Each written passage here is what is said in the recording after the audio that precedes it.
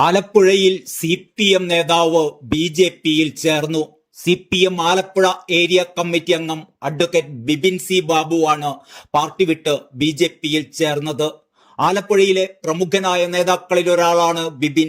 ജില്ലയിൽ CPMലെ വിഭാഗീയത രൂക്ഷമാകുന്നതിനിടെയാണ് ബിബിൻ പാർട്ടി വിടുന്നത്. BJP അഖിലേന്ത്യാ ജനറൽ സെക്രട്ടറി തരുൺ ചുഗാണ് ബിബിന് അംഗത്വം നൽകി സ്വീകരിച്ചത്.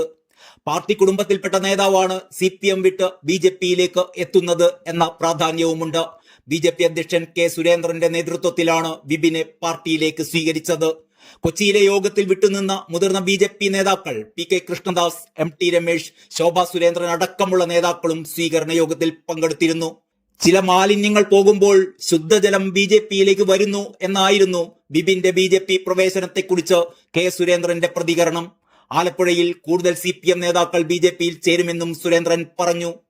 ആലപ്പുഴ ജില്ലാ പഞ്ചായത്ത് കൃഷ്ണപുരം ഡിവിഷൻ അംഗം, 2021-23 ജില്ലാ panchayat vice president, Muthukulam block പഞ്ചായത്തിന്റെ മുൻ പ്രസിഡന്റ്, SFI ആലപ്പുഴ ജില്ലാ secretary, president, state committee member, DYFI ജില്ലാ പ്രസിഡന്റ്, സംസ്ഥാന കമ്മിറ്റി അംഗം, കേരള യൂണിവേഴ്സിറ്റി സെനറ്റ് അംഗം എന്നീ പദവികൾ ബിബിൻ വഹിച്ചിരുന്നു. കായംകുളത്തെ INTUC നേതാവ് സത്യന്റെ കൊലപാതകം CPM ആസൂത്രണം ചെയ്ത് നടത്തിയതാണ് എന്ന ബിബിന്റെ വെളിപ്പെടുത്തൽ വലിയ വിവാദമായിരുന്നു.